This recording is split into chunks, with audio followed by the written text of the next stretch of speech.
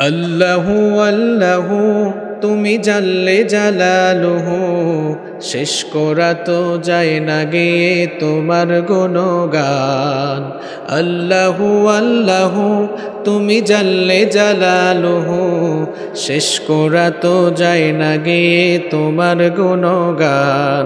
তুমি কাদের ও গাফফার, তুমি জলিল ও জব্বার, তুমি কাদের ও গাফফার, তুমি জলিল ও জব্বার। অনন্ত অসীম তুমি রহিম রহমান। আল্লাহু আল্লাহু তুমি জাল্লে জালালুহু, শেষ করা তো যায় না গে তোমার গুণগান। আল্লাহু আল্লাহু তুমি মাটির আদমকে প্রথম সৃষ্টি করিয়া, ঘোষণা করিয়া দিলে শ্রেষ্ঠ বলিয়া। তুমি মাটির আদমকে প্রথম সৃষ্টি করিয়া, ঘোষণা করিয়া দিলে শ্রেষ্ঠ বলিয়া। তাই নূরের ফেরেশতা করে আদমকে সেজদা, ও তাই নূরের ফেরেশতা করে আদমকে সেজদা। তুমি সবার চেয়ে দিলে মাটির মানুষকে সম্মান। আল্লাহু আল্লাহু তুমি জাল্লে জালালুহু, শেষ করা তো যায় না গে তোমার গুণগান। আল্লাহু আল্লাহু শিশু মুসা নবীরে যখন দুশ্মনেরই ডরে, সিন্ধুকে ভরিয়া দিলে ভাষায় সাগরে। শিশু মুসা নবীরে যখন দুশ্মনেরই ডরে, সিন্ধুকে ভরিয়া দিলে ভাষায় সাগরে। প্রাণে ছিল জাগার ভয়, সেথায় পেল সে আশ্রয়। প্রাণে ছিল জাগার ভয়, সেথায় পেল সে আশ্রয়। সেই দুশ্মনেরই হাতে তাহার বাঁচাইলে প্রাণ। আল্লাহু আল্লাহু তুমি জাল্লে জালালুহু, শেষ করা তো যায় না গিয়ে তোমার গুণগান। আল্লাহু আল্লাহু তুমি জাল্লে জালালুহু, শেষ করা তো যায় না গিয়ে তোমার গুণগান। আল্লাহু আল্লাহু অর্থাৎ প্রিন্টেড কোরআন। আর নবী করিম সাল্লাল্লাহু আলাইহি ওয়াসাল্লাম ছিলেন প্র্যাকটিক্যাল কোরআন। সুবহানাল্লাহ, এটা প্রিন্টেড কোরআন আর নবীজি ছিলেন প্র্যাকটিক্যাল কোরআন। আম্মা জান আয়েশা রাদিয়াল্লাহু আনহাকে সাহাবায়ে কেরাম কোয়েশ্চেন করেছিলেন, কাইফা কানা খুলুকুন নবী সাল্লাল্লাহু আলাইহি ওয়াসাল্লাম। জিজ্ঞেস করলেন, আম্মা জান আমাদের নবীজির চরিত্র স্বভাব কেমন ছিল? আম্মা জান আয়েশা রাদিয়াল্লাহু আনহা বললেন, তোমরা কি কোরআন পড়ো না? কানা খুলুকুহুল কোরআন, এই কোরআনই তার চরিত্র। সুবহানাল্লাহ। অর্থাৎ এর ফার্স্ট টু লাস্ট যা আছে কোরআনের, এই ফার্স্ট টু লাস্ট যা লেখা আছে আমার নবীর জীবনেও তা আছে। কোরআন শুরু হয়েছে বা দিয়ে, শেষ হয়েছে সিন দিয়ে, ঠিক না? কোরআন শুরু হয়েছে বিসমিল্লাহ দিয়ে। দেখবেন সূরাতুল ফাতিহার উপরে বিসমিল্লাহ লেখা আছে, প্রথম অক্ষর কি? বা। আর কোরআনের শেষ সূরার শেষ আয়াতটা হচ্ছে কুল আউযু বিরাব্বি মিনাল জিন্নাতি ওয়ান নাস। শেষ অক্ষরটা কি? বা আর সিন, মানে বাস, এনাফ। মানুষের জীবনে যা দরকার তার জন্য কোরআন বাস, কোরআন এনাফ, কোরআন যথেষ্ট। আল্লাহু আকবার। আর এই কোরআনের প্র্যাকটিক্যাল রূপ হচ্ছেন মুহাম্মাদুর রাসূলুল্লাহ সাল্লাল্লাহু আলাইহি ওয়াসাল্লাম। এই নবীকে ভালোবাসা, মহব্বত করা, তার অনুসরণ এবং অনুকরণ করা ছাড়া পৃথিবীর কোনো মানুষ নাজাতের সম্ভাবনা রাখে। পৃথিবীর যে কোনো দেশের, যে কোনো প্রান্তের, যে কোনো এলাকার লোকই হোক না কেন, একজনকে ফলো না করলে, একজনকে ভালো না বাসলে, একজনকে জীবনে মেনে না চললে দুনিয়া আখিরাত নষ্ট হবে, তিনি হচ্ছেন মুহাম্মদ সাল্লাল্লাহু আলাইহি ওয়াসাল্লাম। নবীজির অনুসরণ অনুকরণ ছাড়া কোনো মানুষ নাজাত পাবে না। এই জন্য রব্বুল আলামিন কোরআনুল কারীমে খুব সুন্দর করে বললেন, কুল আতিউল্লাহ ওয়ার রাসূল ফাইন তাওয়াল্লাউ ফাইন্নাল্লাহা লা ইউহিব্বুল কাফিরিন। আল্লাহ তাআলা বললেন, ও আমার নবী, আপনি বলে দিন তোমরা আল্লাহ আর আমার আনুগত্য করো, আল্লাহ আর আমার আনুগত্যের ভেতরেই তোমাদের জন্য সফলতা রয়েছে। আর যদি আমার আনুগত্য থেকে মুখ ফিরিয়ে নাও তাহলে অস্বীকারী কাফেরদেরকে আল্লাহ তাআলা পছন্দ করেন না। এই জন্য যদি নাজাত চাও, মুক্তি যদি চাও, দুনিয়া আর আখিরাতে যদি সফলতা চাও, তাহলে আমার অনুসরণ অনুকরণ করো। আমার অনুসরণ আর অনুকরণ করলে কি হবে শোনো, রব্বুল আলামিন নিজেই সেটা জানিয়ে দিয়েছেন। কোরআনুল কারীমের 3 নম্বর সূরা সূরাতুল আল ইমরানের 31 নম্বর আয়াত আল্লাহ তাআলা বললেন, কুল ইন কুনতুম তুহিব্বুনাল্লাহা ফাত্তাবিউনি ইউহিব্বুকুমুল্লাহ ওয়া ইয়াগফির লাকুম যুনুবাকুম ওয়াল্লাহু গফুরুর রহিম। আল্লাহ তাআলা বললেন, হে নবী, আপনি বলে দিন তোমরা যদি আল্লাহকে ভালোবাসতে চাও, ফাত্তাবিউনি, তাহলে আমাকে ফলো করো, আমাকে অনুসরণ অনুকরণ করো। আমাকে যদি অনুসরণ করো, অনুকরণ করো, আমার আনুগত্য যদি করো আর আমাকে যদি মেনে চলো, আল্লাহ তাআলাকে ভালোবাসা লাগবে না, ইউহিব্বুকুমুল্লাহ, আল্লাহ তাআলা নিজেই তোমাদেরকে ভালোবাসবে। আল্লাহ যখন তোমাদেরকে ভালোবাসবেন তখন কি করবেন শোনো শোনো, আল্লাহ যখন তোমাদেরকে ভালোবাসবেন, ওয়া ইয়াগফির লাকুম যুনুবাকুম ওয়াল্লাহু গফুরুর রহিম। আল্লাহ যখন তোমাদেরকে ভালোবাসবেন সব গুনাহ তোমাদের মাফ করে দিবেন। যাকে আমরা অনুসরণ করব, যাকে আমরা অনুকরণ করব, তার ক্যারেক্টার সম্পর্কে আগে জানা দরকার। কারণ মানতে গেলে জানতে হয়, জানতে গেলে পড়তে হয়, মানতে গেলে জানতে হয়, জানতে গেলে পড়তে। তাহলে যাকে আপনি অনুসরণ করবেন, যাকে আপনি মানবেন, আগে তার সম্পর্কে জানার দরকার আছে না নাই? আরো জোরে বলেন। তাহলে আবার শুনেন, যাকে আমরা মানবো তার ব্যাপারে আগে জানবো তার ক্যারেক্টারটা কেমন ছিল। আল্লাহ তাআলা নিজেই তার হাবিবের ক্যারেক্টার বর্ণনা করতে গিয়ে নিজের একটি নাম, আমার হাবিবের ক্যারেক্টার বর্ণনা করতে গিয়ে নিজের একটি নাম ব্যবহার করে আল্লাহ পরিচয় দিলেন, ওয়া ইন্নাকা লাআলা খুলুকিন আযীম। আল্লাহ তাআলা বললেন, নবী আপনি আযীম, এক সুমহান পুত পবিত্র আদর্শের উপরে সুপ্রতিষ্ঠিত। আল্লাহু আকবার। আযীম হচ্ছে আল্লাহ তাআলার সিফাত, গুণবাচক নাম। কোন নবীর চরিত্র বর্ণনায় কিংবা চারিত্রিক প্রশংসা করতে গিয়ে আল্লাহ তাআলা তার নিজের কোনো সিফাতি নাম ডেডিকেট করেন নাই, কিন্তু আমার আপনার নবীর ক্যারেক্টার বর্ণনা করতে গিয়ে আল্লাহ তাআলা নিজের একটি নাম নবীর চরিত্র বর্ণনায় বরাদ্দ করে দিয়েছেন। সুবহানাল্লাহ। আমি আগেই বলেছি, নবীকে যারা মানবে না দুনিয়া আখিরাতে তার নাজাত থাকবে, সফলতা মিলবে না। এখন যাকে মানবেন তার ব্যাপারে জানতে হবে, আর জানতে হলে তার সম্পর্কে পড়তে হবে, আর তার সম্পর্কে পড়তে হলে আপনাকে কোরআন জানতে হবে, কারণ এই কোরআনই হলো তার চরিত্র। ঠিক কিনা? এই কোরআনের ভেতরে আল্লাহ তাআলা তার নবীর ব্যাপারে বলেছেন, লাকাদ কানা লাকুম ফি রাসূলিল্লাহি উসওয়াতুন হাসানাতুন লিমান কানা ইয়ারজুল্লাহা ওয়াল ইয়াওমাল আখির ওয়া যাকারাল্লাহা কাসীরা।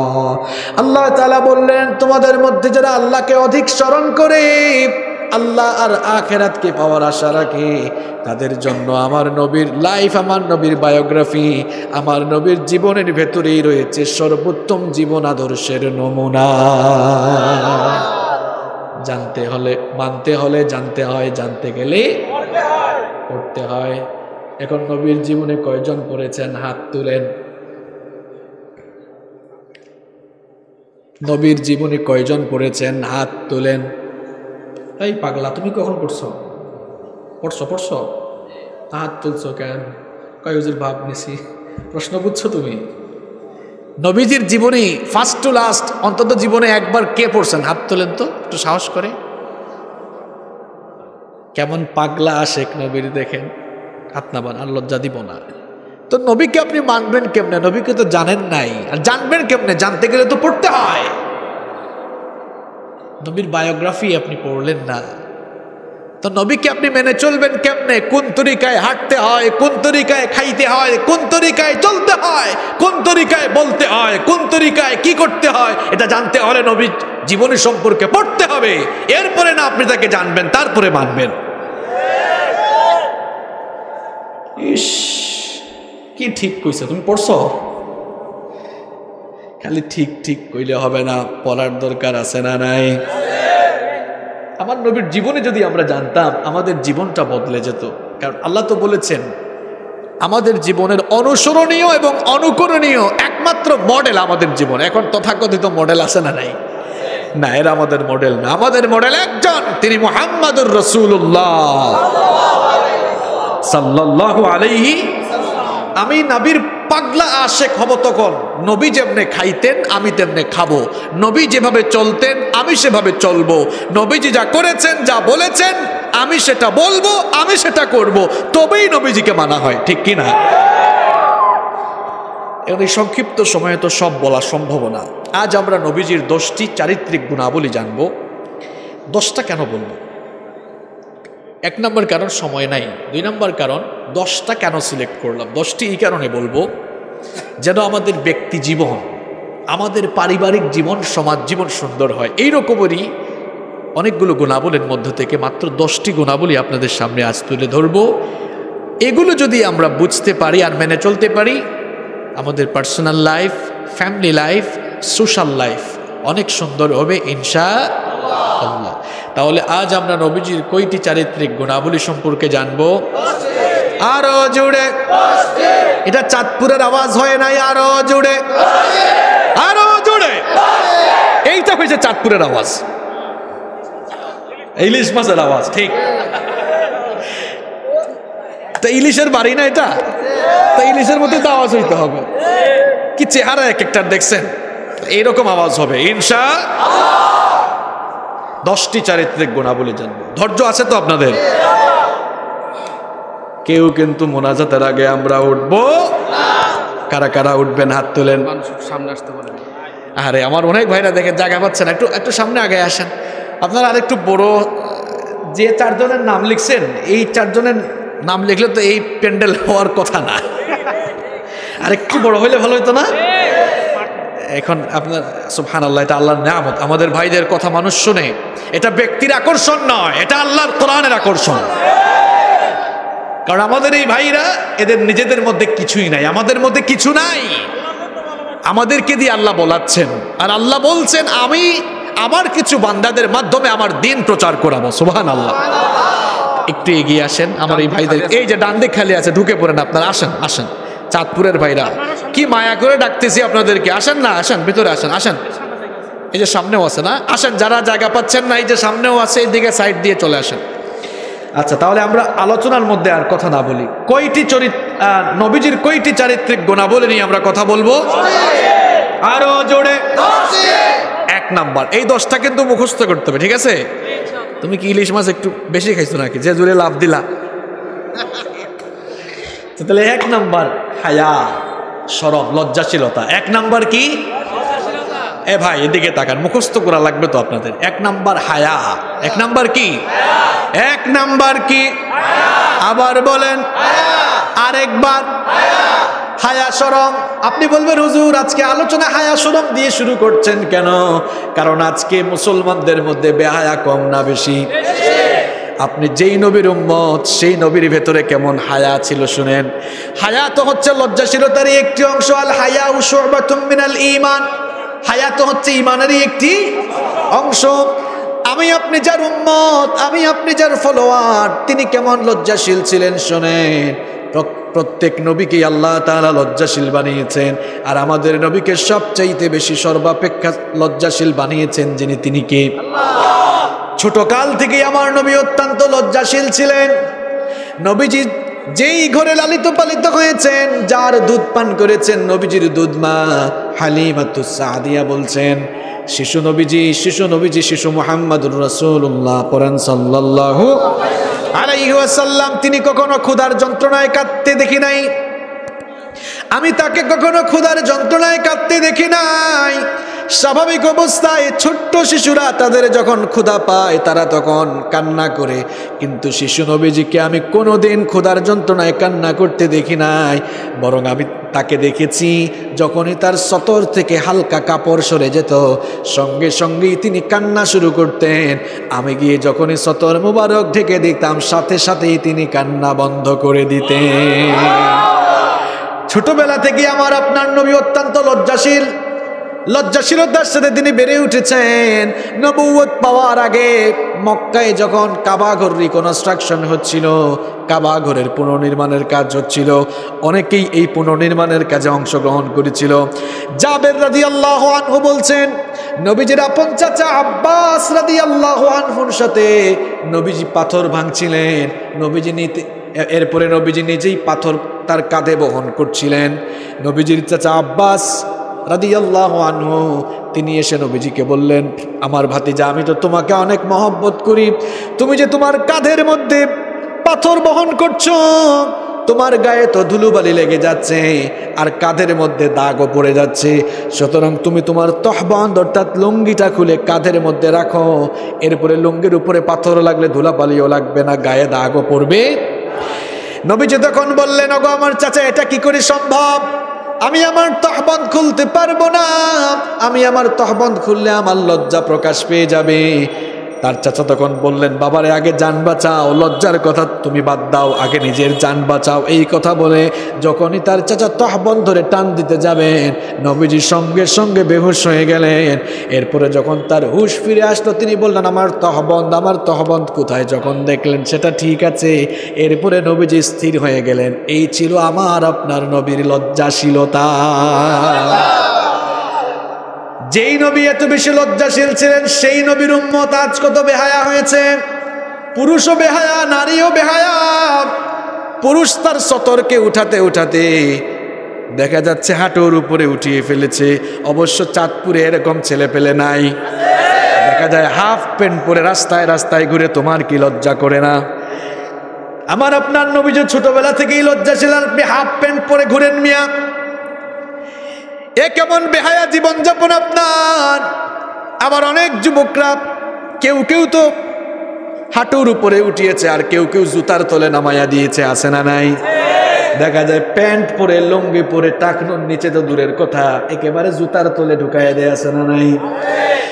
ভালো করে শুনেন আমার বাবারা, আমার ভাইয়েরা, ওই ব্যক্তির সঙ্গে কিয়ামতের দিন আল্লাহ তাআলা কথা বলবেন না। হাদিসটা ভালো করে শুনেন, নবীজি বলেছেন, ওই ব্যক্তির সঙ্গে আল্লাহ তাআলা কথা বলবেন না। কথা বলা দূরের কথা, ওই লোকটার দিকে আল্লাহ তাকাবেনও না। কতটা অসন্তুষ্ট হলে আল্লাহ তাকায় না, চিন্তা করেন। নবীজি বলছেন, ওই লোকটার দিকে আল্লাহ কিয়ামতের দিন তাকাবেন না, তার সাথে কথা বলবেন না, এমনকি তাকে জাহান্নামের আযাব থেকেও বাঁচাবেন না। সাহাবায়ে কেরাম বললেন, ওগো আল্লাহর নবী, কার ব্যাপারে আপনি কথা বলছেন? নবীজি বললেন, যেই পুরুষ তার টাকনুর নিচে কাপড় ঝুলায়, এর সঙ্গে আল্লাহ কিয়ামতের দিনে কথা বলবেন, তার দিকে তাকাবেন, এরপরে আল্লাহ তাকে জাহান্নাম থেকেও নাজাত দিবেন। এইরকম অবস্থায় যারা পড়তে চান, টাকনুর নিচে আজ থেকে কাপড় পরবেন, লুঙ্গি পরবেন, প্যান্ট পরবেন, এইরকম কে কে আছেন? হাত তুলেন। এরা কি জুসের ঠেলায় হুশ হারাইছে নাকি ইলিশ খাইয়া হুশ হারাইছে আল্লাহ জানে। অসুবিধা নাই, ভুল করে হাত তুললে অসুবিধা নাই, মাফ করে দেন কে? আল্লাহ। আরো জুড়ে বলেন, আল্লাহ বাহিরের টানেন না ভেতরের টানেন? বলেন কোনটা? আল্লাহ কিন্তু ভেতরের টানেন। এই যে আমরা ভুল করি, ভুল করলে কিন্তু আল্লাহ সঙ্গে সঙ্গে রাগ করেন না।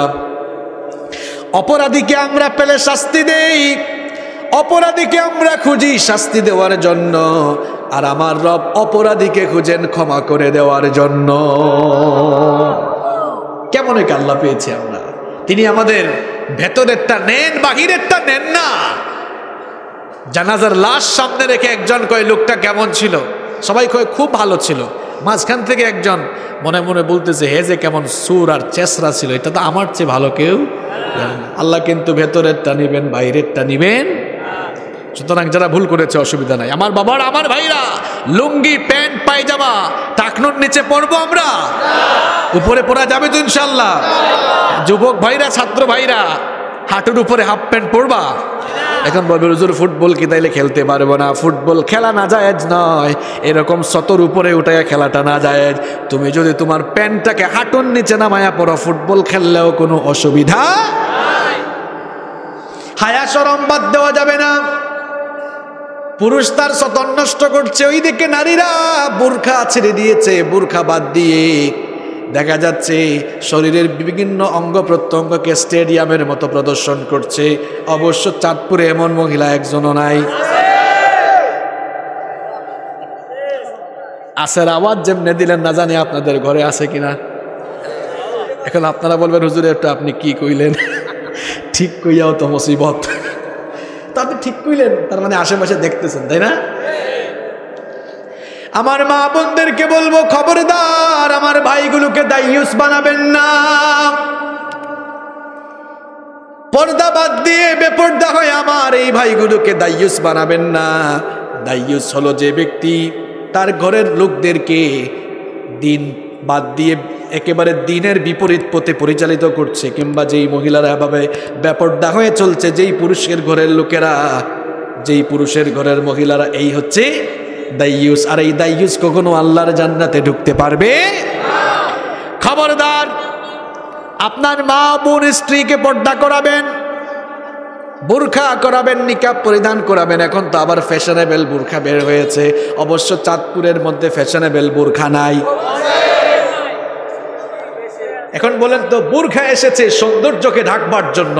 এখন বুরখাই যদি নিজেই সৌন্দর্য প্রকাশক হয়ে যায়, তাহলে পর্দার আর কি থাকলো? আমার বোনদেরকে বলতে চাই খবরদার, ফ্যাশনেবল বুরখা, ডিজাইনের বুরখা পরা যাবে না, আটো সাটো বুরখা পরা যাবে না, একেবারে কালো রঙের ঢিলে ঢালা বুরখা পরা লাগবে। কারণ পর্দার এই বিধানটা কার? আরো জোরে বলেন। আপনারা আপনাদের স্ত্রীদেরকে পর্দা করাবেন তো? পর্দার কি করাবে? এমন বেহায়া হয়েছে, নিজের বউয়ের ফটো ফেসবুকে আপলোড দেয়, নিজের বউয়ের ফটো ফেসবুকে আপলোড দেয়। কে কে হাত তোলেন দেখি? আল্লাহর ওলি সব। এখন কিন্তু ফেসবুক অ্যাকাউন্ট চেক করলে অনেকেই ধরা খাবে, কমন পড়বে। যারা ঠিক বলছে এদের সাথে মনে হয় মিলছে, তাই না? বলেন তো আমাকে, সবাই জবাব দেন। ফেসবুক এটা পাবলিক সাইট নাকি পার্সোনাল সাইট? আরো জোরে কথা কন না কেন? ফেসবুকটা কি পাবলিক না পার্সোনাল সাইট? বউ কি পাবলিক না পার্সোনাল? তো পার্সোনাল জিনিসকে পাবলিক সাইটে ছেড়ে দিয়েছেন, নিজের পার্সোনাল জিনিসটার ছবি পাবলিক সাইটে ছেড়ে দিয়েছেন। তার মানে আপনার মতো বেহায়া নিজের বউকে জনগণের সম্পত্তি বানিয়েছে। বেহায়া, বেশরম, নির্লজ্জ কোথাকার! আপনার হায়া শরম থাকা দরকার মিয়া। আপনার যদি পার্সোনালিটি থাকে, ব্যক্তিত্ব থাকে, বউয়ের ফটো আপনি ফেসবুকে দিতেন না। এখন হয়তো আমরা আমাদের ভুল বুঝতে পেরেছি। ভুল যদি আমরা বুঝতে পারি, আর আমরা যদি আজকেই ডিলিট দিয়ে দেই, তওবা করি, মাফ করে দিবেন কে? আরো জোরে বলেন। আল্লাহকে একটা ডাক দেন, বলেন আল্লাহ। ওই আল্লাহর কাছে তওবা করলে আল্লাহ মাফ করবেন কিনা? খবরদার, নিজের বউয়ের ফটো, বোনের ফটো এগুলো ফেসবুকে দিবেন না। ফেসবুক যা ইচ্ছা তা শেয়ার করার জায়গা না। অনেকে আছে যা ইচ্ছা তাই লিখে, যা ইচ্ছে তাই শেয়ার করে, যেখানে সেখানে লাইক মারে। একটু বুঝে শুনে লাইক দেন, বুঝে শুনে লিখেন। কারণ আপনার এই লাইক দেওয়া, শেয়ার করা, কমেন্ট করা, এগুলো আপনার ব্যক্তিত্বের পরিচয় গ্রহণ করে। এজন্য আমরা বুঝে শুনে সব ব্যবহার করব। আল্লাহ তৌফিক দান করেন। তাহলে আমরা 1 নম্বর পয়েন্ট জানলাম, নবীজি লজ্জাশীল ছিলেন। আমাদের কথাবার্তা কাজে কর্মে আমাদেরকেও লজ্জাশীল হওয়ার দরকার আছে না নাই? আল্লাহ তৌফিক দান করেন। আজ আমরা নবীজির কয়টি চারিত্রিক গুণাবলী জানবো? আরো জোরে জোরে বলেন। ওই পেছনের ভাইরা বলে না, সবাই বলেন। এই তুমি কি ইলিশ মাছের মাথা খাইছে? কষ্ট হচ্ছে আপনাদের? 1 নাম্বার পয়েন্ট বলেন সবাই। 1 নাম্বার পয়েন্ট কি? হায়া, লজ্জা শরম মনে থাকবে। যারা বলতে পারবে না বুঝবো এরা পরীক্ষায় ফেল। 10টা মুখস্থ করা লাগবে ইনশাআল্লাহ। নাম্বার 2 নাম্বার, নবীজি ছিলেন সত্যবাদী। আমার আপনার নবী এমন নবী, তার জীবনের শুরু থেকে শেষ পর্যন্ত জবান থেকে একটা মিথ্যাও বের হয় নাই। আল্লাহু আকবার। আমার আপনার জীবন যাপন কেমন? আমরা প্রত্যেক দিন মিথ্যা কম বলি না বেশি বলি? তাহলে নবীর চরিত্রের সাথে আমাদের চরিত্র মিলল নাকি? আমার নবীকে কাফের মুশরিকরা অনেক বেশি জুলুম নির্যাতন করেছে, আমার নবীকে কষ্ট দিয়েছে। কাফের মুশরিকরা কেবলমাত্র দিন প্রচারের কারণে নবীজির বিরোধিতা করলেও কিন্তু তারা সবাই মিলে নবীজিকে আল আমিন উপাধি দিয়েছিল। তারা বলতো মুহাম্মদ সাল্লাল্লাহু আলাইহি ওয়াসাল্লাম তিনি কখনো মিথ্যা বলতে পারেন না। আজ আমাদের সমাজে মিথ্যার চর্চা কম না বেশি? সারাদিন আমরা মিথ্যা বলি, মিথ্যা কথা বলে বেড়াই। আমার চাঁদপুরের বাবারা ভাইরা, আমি যদি আপনাদেরকে প্রশ্ন করি কার মুখে দুর্গন্ধ সবচাইতে বেশি, আপনারা বলবেন হুজুর হয়তো ম্যাজিক দিয়া যে দাঁত ব্রাশ করে না তার মুখে মনে হয় দুর্গন্ধ। না না, নবীজি বলেছেন যখন কোনো বান্দা মিথ্যা বলে তার মিথ্যা কথার দুর্গন্ধে রহমতের ফেরেশতা তার দৃষ্টি সীমানার বাইরে চলে যায়। মিথ্যা কথার দুর্গন্ধ এটা এত মারাত্মক, রহমতের ফেরেশতা তাকে ত্যাগ করে চলে যায়। ওয়াল আয়াদু বিল্লাহ। মিথ্যা হচ্ছে সকল পাপের জননী, মিথ্যা হলো সকল পাপের মূল। মিথ্যা বললে সাধারণত 2টা ক্ষতি হয়। সবাই বলেন কয়টা? আরো জোরে। 1 নাম্বার, জবানের হক নষ্ট হয়, কারণ এই জবানটা পাক না নাপাক? এই জবানটাকে পাক রাখতে হবে। মিথ্যা বললে জবানটা নাপাক হয়ে যায়। মিথ্যা বলার 1 নাম্বার কুফল হলো মিথ্যা বলার কারণে মুখটা নাপাক হয়ে যায়। আর মিথ্যা বলার 2 নাম্বার কুফল হলো মিথ্যা বললে সাথে সাথে মানুষ মুনাফিক হয়ে যায়। বাবারা এদিকে তাকান। আপনি মনে করতে পারেন হুজুর 1-2টা মিথ্যা বললে আর কি হয়? মিথ্যা বললে মুনাফিকি ভাইরাসে ধরে, করোনা ভাইরাসে আক্রান্ত হয়ে কেউ যদি মরে যায় সে জাহান্নামে যাবে, আমরা এমনটা কেউ বলতে পারবো না। কিন্তু মুনাফিকের ভাইরাসটা এত মারাত্মক ভাইরাস, আল্লাহ তাআলা বলেছেন বাশশিরিল মুনাফিকিনা বিআন্না লাহুম আযাবান আলীমা। হে নবী, মুনাফিকি ভাইরাস দিয়ে যারা চলে যাবে তাদেরকে আপনি জাহান্নামের কঠিন আযাবের সুসংবাদ দেন। নাউযু বিল্লাহি মিন। নবীজি বলেছেন মুনাফিকের কিছু আলামত আছে, তার মধ্যে একটি আলামত হলো ইদা হাদ্দাথা কাযাবা। যখন মুনাফিক কথা বলে কথায় কথায় মিথ্যা। আমার বাবারা, আমার ভাইরা, বড় বড় কাফের যারা তারা জাহান্নামে যাবে। যেমন বড় বড় কাফেরদের নাম আমরা জানি, ফেরাউন, নমরুদ, সাদ্দাত, হামান, কারুন, আবু জাহাল, উতবা, শাইবা, এরা জাহান্নামে যাবে। কিন্তু বড় বড় কাফেরগুলো জাহান্নামের উপরের তলায় যাবে। আর মুনাফিকগুলো এত খারাপ, কাফেরের চেয়েও এত নিকৃষ্ট। ইন্নাল মুনাফিকিনা ফিদ দারকিল আসফালি মিনান নার। কাফেররা জাহান্নামের উপরের তলায়, মুনাফিকরা জাহান্নামের নিচের তলায়। তাহলে বলেন তো তুলনামূলকভাবে কাফেরের চেয়ে মুনাফিক ভালো না খারাপ? আরো জোরে বলেন, আরো জোরে। কাফের ভালো না মুনাফিক ভালো? কাফের। আবার মুনাফিকের চেয়ে কাফের ভালো, কাফেরের চেয়ে মুনাফিক খারাপ। এখন প্রশ্ন হলো হুজুর মুনাফিক কোথায় থাকে? কেউ যদি বলে হুজুর হিন্দু দেখবো ভারতে যান, খ্রিস্টান দেখবে আমেরিকা ইংল্যান্ডে যান, বৌদ্ধ দেখবো মিয়ানমারে যান, মুসলমান দেখবেন বাংলাদেশ, ইন্দোনেশিয়া, সৌদি আরব, পাকিস্তান, বহু মুসলমান দেশ আছে যান। কেউ যদি কয় হুজুর মুনাফিক দেখবো কোন দেশে যাব? না, উত্তর কিন্তু হয় নাই। উত্তর হলো, যেই দেশে মুসলমান বাস করে গিয়ে দেখেন ওই দেশে আব্দুল করিম, আব্দুল সাত্তার, আব্দুর রহমান নাম নিয়ে মাথায় টুপি, এরপরে মুখে দাঁড়িয়ে লম্বা লম্বা জুব্বা পরে সুযোগ পাইলেই এরা মুনাফিকের মতো ইসলাম জবাই করে। এরা ইমানদার না মুনাফিক? মুনাফিক গুলোকে কিন্তু দেখলে চেনা যায় না, কারণ বেশভূষা ঠিকঠাক, মাথায় টুপি, লম্বা দাড়ি, আবার মাঝে মাঝে দেখা যায় আজান পড়লে নামাজের সামনের কাতারে থাকে, মাহফিলের স্টেজেও আসে, দেখা যায় হুজুরদের আশেপাশে বসে। আবার দেখা যায় এই মুনাফিকি স্বভাবের লোকগুলো স্টেজ থেকে নেমে কোরআন বিরোধীদের সাথে একত্রিত হয়ে মাহফিল বন্ধের ষড়যন্ত্র করে। এরা তলে তলে এত বেঈমানি করে যুগে যুগে ইসলামের 12টা বাজিয়েছে এই মুনাফিকেরা, এদেরকে চেনা যায় না। এরা মাহফিলের স্টেজে এসে ইমানদারদেরকে বলে আমরা আপনাদের সাথে আছি, মাহফিলের সঙ্গে আছি, মুসলমানদের সঙ্গে আছি। মাহফিলের স্টেজ থেকে নেমে যাওয়ার পর তাগুতের সঙ্গে হাত মিলিয়ে আল্লাহর দিনপন্থী দায়ীদের উপরে জুলুম নির্যাতনের ষড়যন্ত্র করে। যেই দিকে বৃষ্টি ওই দিকে তার ছাতা। এটা ইমানদার না মুনাফিক? এই মুনাফিকগুলো কাফেরের চেয়েও খারাপ। কাফেরগুলো জাহান্নামের উপরে, আর মুনাফিকগুলো জাহান্নামের। এই মুনাফিকের কয়েকটি স্বভাব রয়েছে, তার মধ্যে 1 নম্বর স্বভাব ইজা হাদ্দাসা কাযাবা, যখন সে কথা বলবে মিথ্যা বলবে। আমার নবীর উম্মত যে হবে সে কখনো মিথ্যা বলতে পারে? এমনকি ওয়াজ মাহফিলের কমিটিও হুজুরের সাথে মিথ্যা। কয় হুজুর মেইন রোড থেকে 5 কিলো গিয়ে দেখি 26 কিলো। আপনাদের কমিটি না, আপনাদের ভাইরা কিন্তু ঠিকঠাক। আমি আপনাদের কথা বলছি না, অনেক জায়গায় এরকম আছে না নাই? শুধু কমিটি না, অনেক হুজুরও মিথ্যা কথা কয়। আসে সে চান্দি নাই, কয় এই তো মাহফিলের কাছেই চলে আসছি, আছে না নাই? এই ওয়াজ মাহফিল ফায়দা হবে কেমনে? কমিটিও মিথ্যা কয়, হুজুরও মিথ্যা।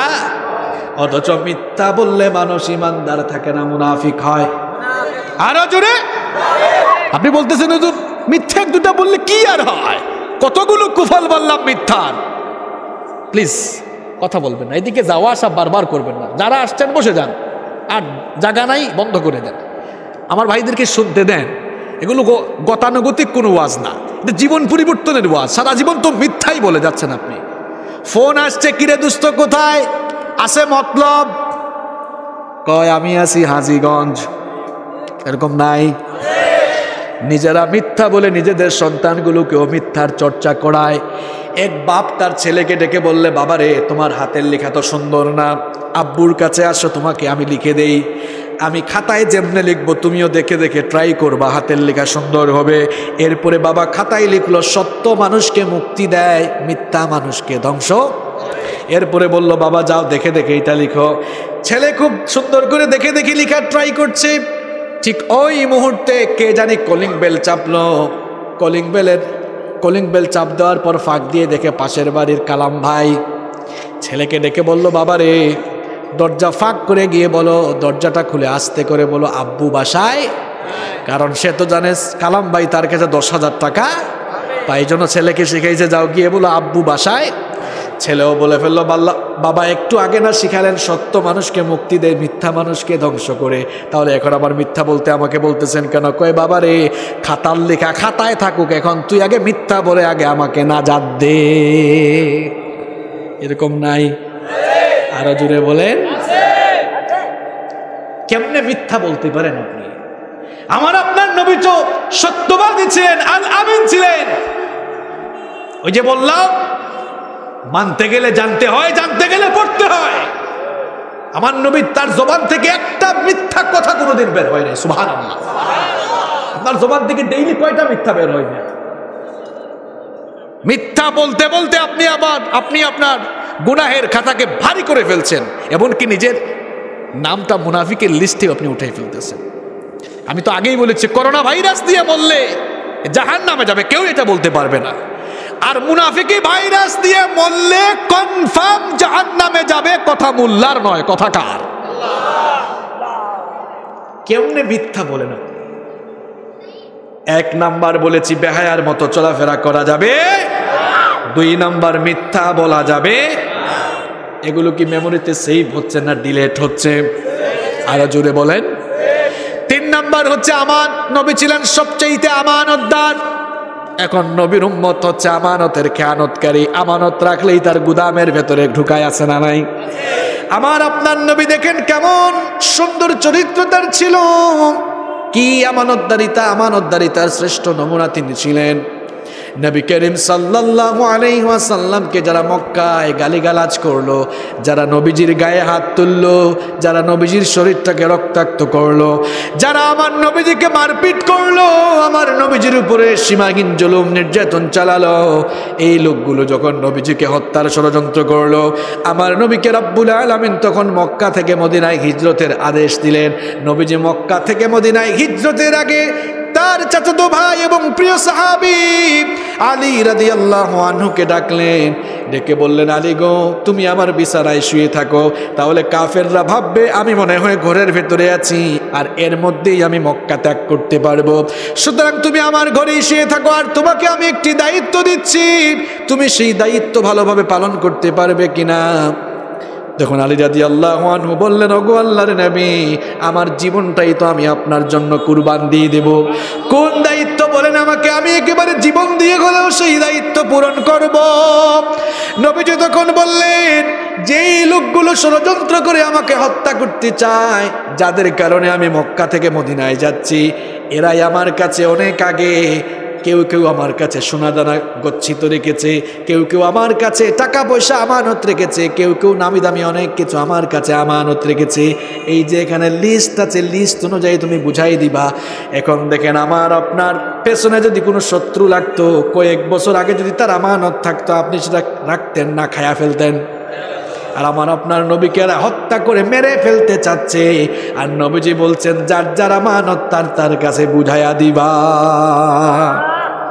সুবহানাল্লাহ তো কইলেন মজা করে, জীবনে তো আমানতদারিতা নাই, কথার আমানত নাই, কাজের আমানত নাই, কোথাও আজ আমানতদারিতা। টাকা রাখছে 10,000 আমানত, সব তার গুদামের ভেতরে ঢুকিয়েছে, আসে না নাই? জনগণ আপনাকে দায়িত্ব দিয়েছে, দায়িত্বটাও আমানত। এই দায়িত্ব আমানত, এর মধ্যে কোনো আমানতদারিতা, চুরি চামারি করে জনগণের হক নষ্ট করে এই শেষরা চোরগুলোর কথা আর কি বলবো, এদেরকে তো শেষরা চোর বানিয়েছেন আপনারা। এই যে ভোট দেন, ভোটটাও কিন্তু আমানত। এটা কিন্তু এই শেষরা চোরগুলো পোস্টারের মধ্যে লিখে, নির্বাচন আসলে তারাই লিখে, ভোট আপনার আমানত, সেবা আমার ইবাদত। বাংলাদেশের বহু জায়গায় এমন পোস্টার আমি দেখেছি। আসলে এই ভোট আমানত, কারণ আল্লাহ কোরআনে বলেছেন, ইন্নাল্লাহা ইয়া'মুরুকুম আন তুআদ্দুল আমানাতি ইলা আহলিহা। নিশ্চয়ই আল্লাহ তোমাদেরকে আদেশ দিচ্ছেন, আমানতকে যথাযথ জায়গায় পৌঁছায় দাও, আমানতকে যথাযথ প্রাপকের কাছে পৌঁছাও। আজ আমরা আমানতকে যথাযথ ব্যক্তির হাতে তুলে না দেওয়ার কারণে দুঃখ দুর্দশা থেকে আমরা মুক্তি পাচ্ছি। আমার দেশে গরু ছাগলের যত না দাম, ইলেকশন আসলে বহু মানুষের দাম তার চেয়ে কমে না বাড়ে। একটা ছাগলের দাম কমপক্ষে 5,000 টাকা, এর কমে ছাগল পাওয়া যাবে না। কিন্তু নির্বাচন আসলে 500 টাকায়ও মানুষ বিক্রি হয়, এটা পাওয়া যায়। এত ঠিক ঠিক কইলে কামগুলো তলে তলে করে কারা? ওই দেখেন একজন স্বীকার করছে, আমরাই। আমি 3 দিন আগে সিলেট সফরে ছিলাম, বেশ কয়েকদিন সিলেটে ছিলাম আমি। তো এক পরিচিত আমার লোক, আত্মীয়, এসে বলতেছেন, বাবারে গিয়েছিলাম আমার এক আত্মীয়র বাড়ি বেড়াতে। শুনতেছেন আপনারা? এই যে 4-5 দিন আগের ঘটনা আপনাদেরকে শোনাচ্ছি। 28 তারিখ বাংলাদেশের বিভিন্ন জায়গায় নির্বাচন। কয় বাবারে আমার এক আত্মীয়র বাড়ি বেড়াতে গিয়েছিলাম 27 তারিখ রাতে। কয় তারিখ? মেহমান বাড়িতে গেলে আমাদের কাঁধে কি কান্দে কি ব্যাগ থাকে না? এখন গিয়ে দেখি ওই এলাকার মানুষগুলো সব ইলেকশনের রাতে রাস্তায় বের হয়ে আছে, ঈদ ভাব। তো আমি তো আমার আত্মীয়র বাড়ি যাচ্ছি, হেঁটে হেঁটে যাচ্ছি রিক্সা থেকে নেমে। পাবলিক বলতেছে, লোকেরা মালের প্যাকেট নিয়ে, লোকেরা মালের ব্যাগ নিয়ে হাঁটে, কিন্তু আমাদের দেখে না। বুঝেন নাই কথা? উনি বলতেছে, আমি হেঁটে যাচ্ছি, আমার কাঁধে ব্যাগ একটা আছে ঝুলানো। কয় মালের ব্যাগ নিয়ে লোকেরা হাঁটে, আমাদেরকে দেখে না। ওই টাকাকে মাল বলতেছে আর কি। আরবিতে তো আল মাল, তাই না? মাল তো আরবিতে টাকা, কিন্তু এটাকে মালও বলা যাবে, এটাও তো একটা মাল। আমি কিছু আর বুঝলাম না, খালি হাঁটতেছি আর এটা শুনতেছি। পরে একজনকে বললাম, ভাই আপনারা কাদেরকে বলেন? কাদেরকে মানে আপনি কোন প্রার্থী দেখেন না? ব্যাগ নিয়ে চলে যাচ্ছেন, আমাদেরকে চোখে লাগে না? এই যে পশুর মতো আপনি বিক্রি হয়ে যান, এই শেষরা চোর আর জওয়ানগুলো যখন দায়িত্ব হাতে নেয় 5 বছর মানুষের উপরে নির্যাতন চালায়। আমি শুনেছি বহু জায়গায়, আমরা তো বাংলাদেশ সফর করি, জন্ম সনদের জন্য 4000 টাকা নেয় শেষরা চোরগুলো, অথচ সরকারি ফি মাত্র 2 থেকে 250। ঠিক ঠিক যে কইলেন, এই চোরগুলারে তো সুযোগ আপনারাই দিয়েছেন।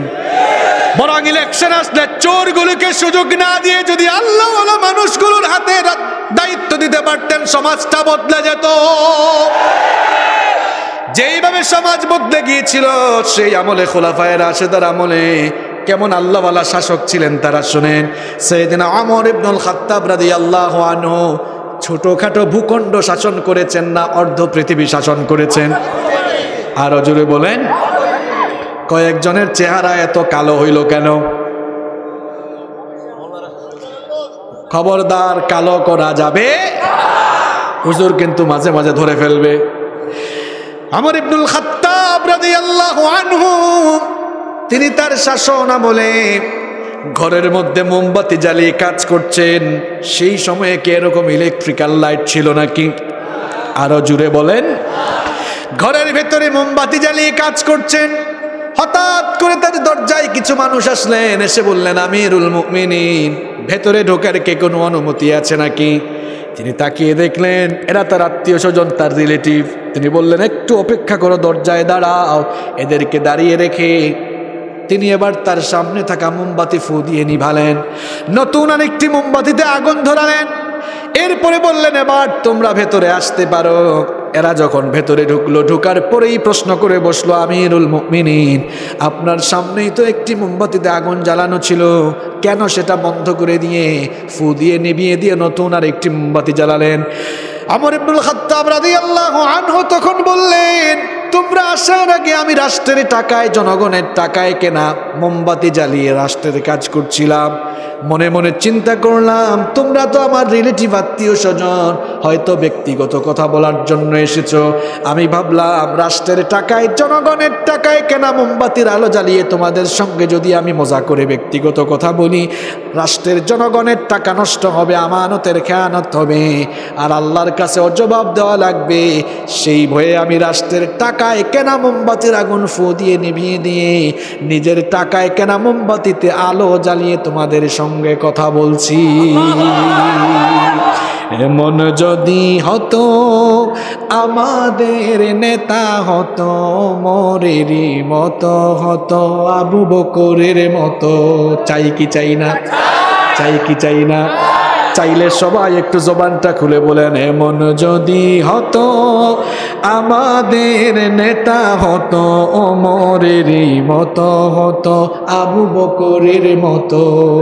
জনগণের খোঁজ খবর নিত রাত দুপুরে, ঘুরে ঘুরে দেখতো কি কেউ আছে অনাহারে। আমার দেশের কৃষক শ্রমিক বঞ্চিত হতো না, আমার দেশের মা বোনেরা লাঞ্ছিত হতো না। ধনী গরিব ভালোবাসার জীবন ফিরে পেত, যদি আমাদের নেতা হতো, ওমরেরই মতো হতো, আবু বকরের মতো। এমন যদি হতো আমাদের নেতা হতো, ওমরেরই মতো হতো, আবু বকরের মতো। আল্লাহু আকবার। আপনাদের এলাকায় মসজিদ আছে না নাই? মসজিদে ইমাম সাহেব দিবেন ইন্টারভিউয়ের সময় যদি অশুদ্ধ তেলাওয়াত কারো থাকে, ইমাম হিসাবে রাখবেন নাকি?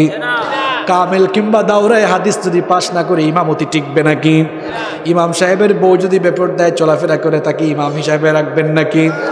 200, 400, 500, 1,500 মানুষের ইমাম নির্বাচনের সময় যদি এত কিছু আপনারা দেখেন, হাজার হাজার লক্ষ লক্ষ কোটি কোটি মানুষের ইমাম নেতা যে হয়, তাকে নেতা বানানোর সময় সে চোর কিনা, ডাকাত কিনা, চাঁদাবাজ কিনা, টেন্ডারবাজ কিনা, সেই লোকটা মাদক আর সন্ত্রাসী কিনা, এগুলো আমরা যাচাই বাছাই করি না, দেখি না বলে আমাদের কপাল থেকে দুঃখ কমে না। আল্লাহর কসম, আল্লাহর কসম, যেদিন আপনারা বুঝতে শিখবেন মসজিদ আর সমাজের দায়িত্বগুলো যখন আপনারা আল্লাহওয়ালা মানুষের হাতে দিবেন, আসমান জমিন থেকে আল্লাহ বরকতের বাড়িধারা নাজিল করবেন। সবাই আমরা পারবো তো? এই সমাজে এই জনপদের প্রতিটি পড়তে পড়তে আমরা আল্লাহর আইন চাই কি চাই না? কারা কারা চাই দুহাত তুলে আল্লাহকে দেখায়।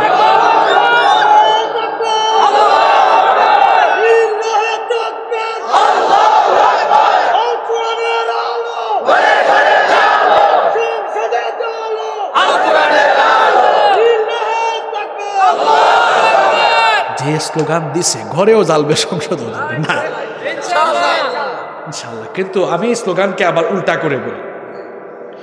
আমি বলি যে আমি ছোটবেলা থেকে এরকম স্লোগান শুনতেছি, ফায়দা পাচ্ছি না, আমাদেরকে আরেকটু আপডেট হওয়া দরকার। কি বলেন, দরকার না? এক লোক মাছ ধরতে যাবে, শুনতেছেন আমার কথা? মাছ ধরতে যাবে, মাছ ধরার জন্য তো হয় বড়শি, জাল, যে কোনো একটা কিছু লাগবে। শুধু মাছ যেটাতে রাখে ওটাকে চাঁদপুরে আঞ্চলিক ভাষায় কি বলে?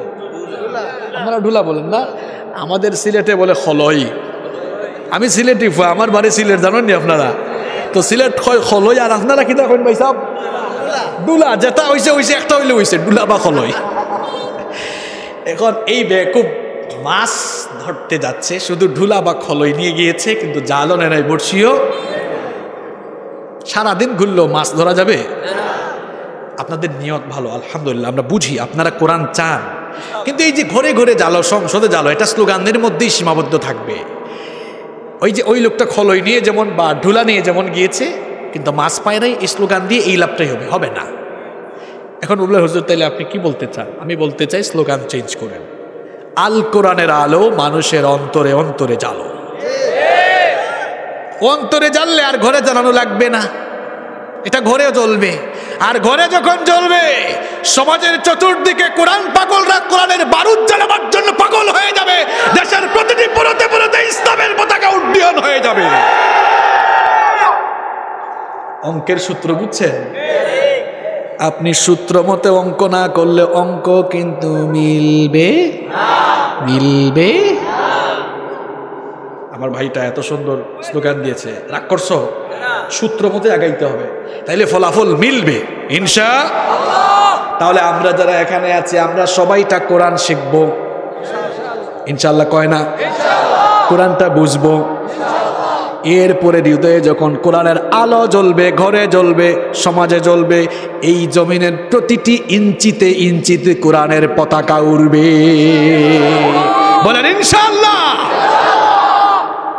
তাহলে 3 নম্বর কি বললাম? আমানতদারিতা। এই আমানতদারিতা আছে আমাদের মধ্যে। উঠার সময় শেষ। আমি কিন্তু প্রত্যেকদিন আলোচনায় প্রথম 20-30 মিনিট এমনভাবে কথা বলি, পাবলিক উঠলেও আমি কিছু বলি না। এরপরে যে উঠে আমি আর কিছু বলা লাগে না, পাবলিকই তাকায় এমনি, কই হুজুরের কথা কি তার উপর লাগলো নাকি? এই জন্য বলছি উঠাউঠির টাইম শেষ। এখন আপনি খবরদার, এখন উঠলেই কিন্তু বিপদ। আমি কিচ্ছু বলবো না, পাবলিক তাকাবে, বলবে হুজুরের কথা মনে হয় তার সাথে মিলছে। উঠাউঠির সময় এতক্ষণ উঠলেন না কেন? এবার ঠেকছেন। আজকে আমরা নবীজির কয়টা গুণাবলী বলবো? আরো জোরে জোরে বলেন। বলছি কয়টা? বাকি কয়টা? কষ্ট হচ্ছে, কষ্ট হচ্ছে। 4 নাম্বার, উঠাউঠির কিন্তু সময় শেষ রে ভাই। 4 নাম্বার হলো আমার নবী ছিলেন সবচাইতে ন্যায়বান, ইনসাফকারী বিচারক। আমার নবীর বিচারের নমুনা কেমন ছিল শোনেন। আমরা অনেক সময় বাড়িতে বাড়িতে মানুষের বিচার করি, আছে না নাই? আপনাদের এলাকায় সালিশ বিচার আছে না নাই? সালিশ বিচার করি, আইন অঙ্গনেও আমরা বিচার করি, যে কোনো ধরনের বিচার হতে পারে। আমার নবী কেমন বিচারক ছিলেন শোনেন, কেমন বিচারক তিনি ছিলেন। এবার শোনেন, মাখজুমা গোত্রের কুরাইশি মহিলা, ঘটনা কিন্তু চলে যাচ্ছে, ঘটনা একটা বলবো, শুনবেন তো?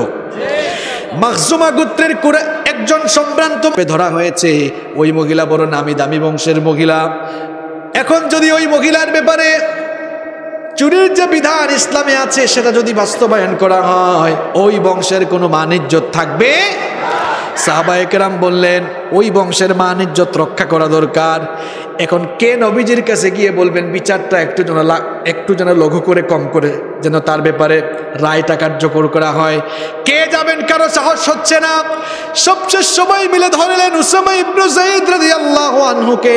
তারা গিয়ে বললেন, ওগো আমাদের ভাই উসামা, নবীজি তোমাকে সবচাইতে বেশি মহব্বত করেন, তুমি একটু নবীজির কাছে গিয়ে বলো এই মহিলার ব্যাপারে বিচার করার সময় নবীজি যেন শাস্তি একটু কমায় দেন। উসামা বিন যায়েদ রাদিয়াল্লাহু আনহু যখন নবীজির কাছে এই প্রস্তাব নিয়ে গেলেন, নবীজির সঙ্গে সঙ্গে মিম্বরে আরোহণ করে সাহাবীদের উদ্দেশ্যে বক্তব্য দেওয়া শুরু করলেন। নবীজি বললেন, আমার সাহাবীরা শোনো, আল্লাহর বিধান বাস্তবায়নের জন্য তোমরা আমার কাছে সুপারিশ নিয়ে এসেছো। তোমাদেরকে ভালো করে বলছি, শুনে নাও। এই সম্ভ্রান্ত বংশের মহিলা চুরি করে ধরা না পড়ে, আজ যদি আমার নিজের কলিজার টুকরা মেয়ে ফাতেমা চুরি করে ধরা পড়তো, বিচারক হিসাবে আমি মুহাম্মদ রায় দেওয়ার বেলায় ন্যূনতম কুণ্ঠাবোধ করতাম না, বরং আমি নিজেই আমার নিজের মেয়ের হাতটা কেটে ফেলতাম। আর আমরা যখন বিচার করি তখন স্বজন প্রীতি নাই। ধরা পড়লে কয় হয়েছে, আমার এক ভাই বলেই ফেলছে উপরের অর্ডার। এই মিয়া কারে ধরছো? এটা আমার লোক, তাড়াতাড়ি ছাড়ো। নবীর উম্মত আজ বিচারের নামে অবিচার করছে। বিচারের বাণী নীরবে নিভৃতে কেঁদে মরছে, বিচারের নামে অবিচার করা হচ্ছে। এই জন্য আল্লাহর দ্বীনের দায়ীদের উপরে এখন নিপীড়ন চালানো হচ্ছে। যদি আল্লাহর কোরআনের বিচার থাকতো, বিচারের নামে অবিচার হতো? যদি আমরা আল্লাহর আইন দিয়ে, এই কোরআন দিয়ে বিচার করতাম, তাহলে সমাজে এত ফিতনা থাকতো না। এই কোরআনের বিচার আমরা চাই কি চাই না? বলেন, সৌদি আরবে এই কোরআনের পুরোটা আইন আছে নাকি? আছে কে বলছে? কিছু আছে, কিছু আছে, আছেটা বলেন কিছু, কিন্তু যতটা আছে তাতেই বলেন সেখানে শান্তি কম না বেশি? কিছু আইন থাকলে যদি এত শান্তি হয়, পুরোটা থাকলে শান্তি আরো বাড়বে না কমবে?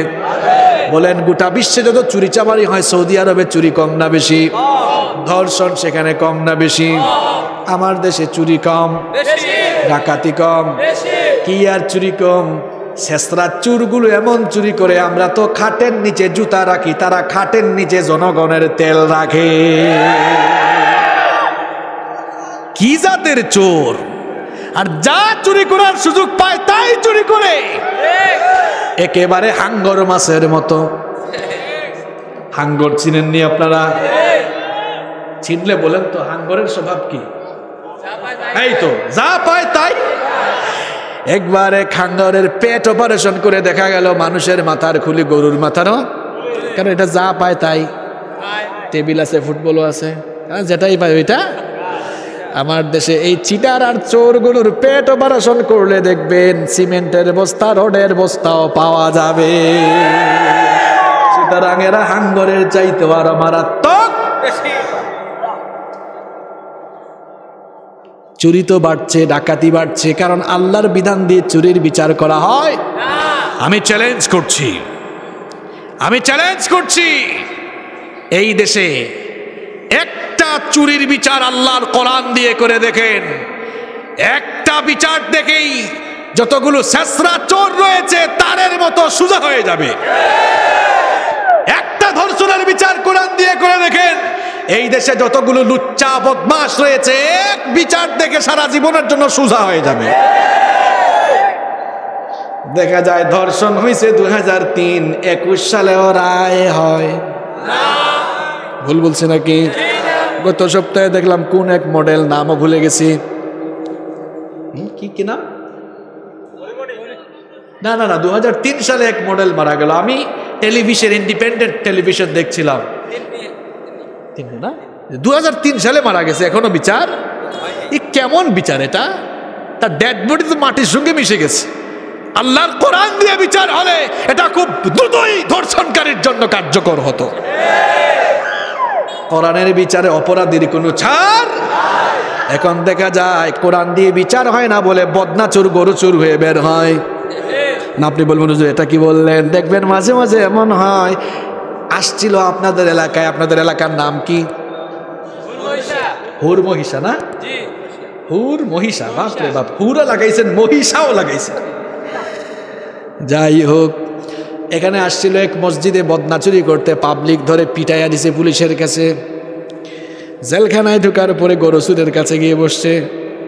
গরু চোর বলে, কিরে তুই এখানে আসছিস কেন? আমি বদনা চুরি করছে। কয় চোরা তুই বদনা চুরি করে আসছিস? ধরবে না, আমি তোর চাইতে আরো ভালো জাতের চোর, দেখ আমি গরু চুরি করে আসছি, তোর চেয়ে আমি হাই ক্লাসের চোর। বদনা চোর বললো, এমন চুরি করলাম যে জেলখানায় এসে একটু সম্মান পাই না। জামিন টামিন নিয়ে যখন বের হলো, কয় না আর বদনা চুরি করবো না, এবার জাতের চুরি গরু চুরি করবো। গরু চুরি করে ধরা খাইছে। জেলে ঢোকার পরে এবার পাইছে এক ডাকাত। বলে, কি তুই এখানে কেন? কয় আমি গরু চুরি করছি। ধরবো না, চুরির কি টাইম আছে? আমারে দেখ, আমি রাস্তায় ডাকাতি করি, ছিনতাই করি,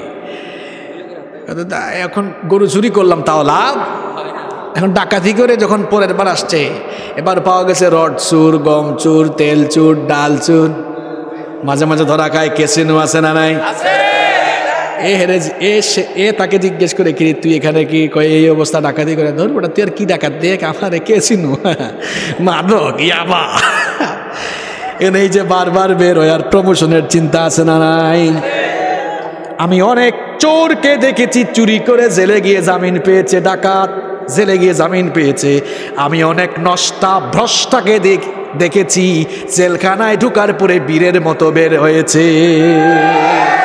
নাম আমি বললাম, আপনারা জানেন। তো এটা দিয়ে যুব সমাজকে কি মেসেজ দেওয়া হচ্ছে? তরুণ তরুণী যুবক যুবতীদেরকে এই মেসেজ দেওয়া হচ্ছে, এগুলো করে ধরা খাইলেও কোনো অসুবিধা। তাহলে সমাজ থেকে অপরাধ কমবে না বাড়বে? আরো জোরে বলেন। সুতরাং আল্লাহর বিধান ছাড়া সমাজ থেকে অপরাধ কমানো যাবে। এই জন্য নবীজির বিচারের মতো বিচার দরকার, আছে না নাই? এই জন্য নবীজির চারিত্রিক গুণাবলী বর্ণনা করতে গিয়ে 4 নাম্বার বললাম, আমার নবী ছিলেন সর্বশ্রেষ্ঠ বিচারক। আর তিনি বিচার করতেন কোন আইন দিয়ে? আরো জোরে। কোন একদিন এ দেশের আকাশে কোরআনের পতাকা উড়বে, সেদিন সবাই খুদাই বিধান পে দুঃখ বেদনা ভুলবে। ঠিক কি না? কোরআনের বিচার যখন আসবে, বিচারের নামে অবিচার থাকবে না, প্রত্যেকটি মানুষ ন্যায় বিচার পাবে। আল্লাহ যেন সেই অবস্থা কায়েম করে দেন। কষ্ট হচ্ছে, কয়টা বললাম? 4টা। নাম্বার 5 নাম্বার হলো, আমার নবী ছিলেন অত্যন্ত বিনয়ী মানুষ। তিনি কষ্ট দুঃখ পেয়েছেন, কিন্তু কাউকে কখনো দুঃখ কষ্ট দেন। কি চরিত্র ছিল? আপনি আমি যে কষ্ট দেয় তারে কষ্ট দেই, আর নবী কষ্ট পেয়েছেন কিন্তু কাউকে কষ্ট দেন। সবার সাথে সুন্দর ভাষায় কথা বলেছেন, হাসি মুখে কথা বলেছেন। আমার আপনার অনেকের মুখে হাসিও আসে না সারাদিন, আছে না নাই? এই যে আমি গত 1.5 মাসে মিনিমাম কম হইলেও 15,000 কিলো এর উপরে জার্নি করেছি। এই দেখেন আজকেও কত সারাদিন জার্নি করে আসছি, কিন্তু চেহারায় হাসি আছে না নাই? এটা নবীর সুন্নাহ। আপনি মুচকি হেসে কথা বলেন, উত্তম ভাবে মুচকি হেসে কথা বললেও সৎকা হয়। সৎকার সমান সব কিছু মানুষ আছে এমনি, আছে না নাই? হাসি মুখে থাকবে। কষ্ট দিলেও কাউকে কষ্ট দেওয়া যাবে। মানুষের সাথে সুন্দর ভাষায় কথা বলবেন। এখন আমরা কাউকে সম্মান দিয়ে কথা বলি না। সম্মান দিয়ে যদি কথা না বলেন, আপনি সম্মান পাবেন? আলেমুল আমাকেও সম্মান দিয়ে কথা বলে না, আছে না নাই? পাগলায় পাগলামি করে কথা কয় হুজুরদের নাকি চুল দাড়ি মুছ সব কেটে ফেলবে। কথা শুনে মনে হয় না ভালো মানুষ, মনে হয় সে নাপিতের বংশধর। এমন কথা, নাপিতের কাম আপনি কেন করবেন? ঠিক কিনা? কি রাগ করলেন নাকি আপনারা? মানুষকে সম্মান করে কথা বলবেন, ছোট হোক বড় হোক। মা বাবার সাথে ভদ্র ভাষায় কথা বলবেন। অনেকে আছে মা বাবার সঙ্গে সুন্দর ভাষায় কথা বলে, বউয়ের সঙ্গে খুব সফটলি কথা বলে, নিজের মায়ের সঙ্গে সফটলি কথা বলে, বন্ধুর সাথে খুব সুন্দর সফটলি কথা বলে, বাপের সাথে সেভাবে কথা বলে। তাদের অভাব আছে তো, আসলে অভাব আছে, বলতে পারে না এরকম, বলতে পারবে ইনশাআল্লাহ। আল্লাহ যেন আমার ভাইদেরকে তাড়াতাড়ি বিয়ের ব্যবস্থা করে। বাপরে, আমিনের আওয়াজও তো জুড়ে হইল।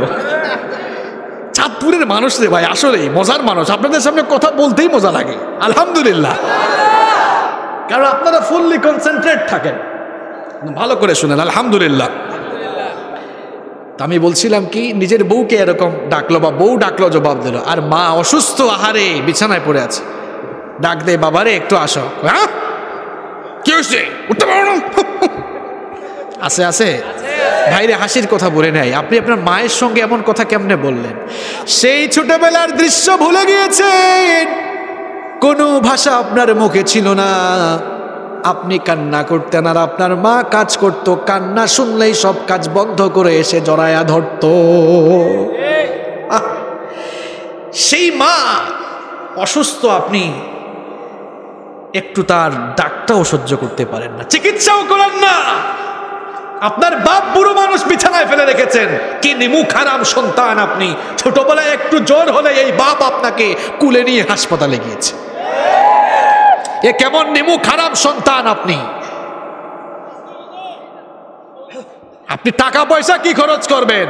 এ যুবক তরুণ ভাইয়া শুনো, তোমার শরীরের চামড়া ছিলাইয়া মা বাবার জন্য স্যান্ডেল বানাইলো, হক আদায় করতে পারবা না তুমি। কি পয়সা খরচ করবা তুমি? তুমি পয়সা খরচ করে মা বাবার হক আদায় করবা? তোমার শরীরের চামড়া দিয়া জুতা বানাও, তাও হক আদায় করতে পারবা না। কি করে নাই এই মা বাবা? এই বাপ তোমাকে কি করে নাই? ছোটবেলা তোমার মুখে তুলে খাওয়ায় দিয়েছে।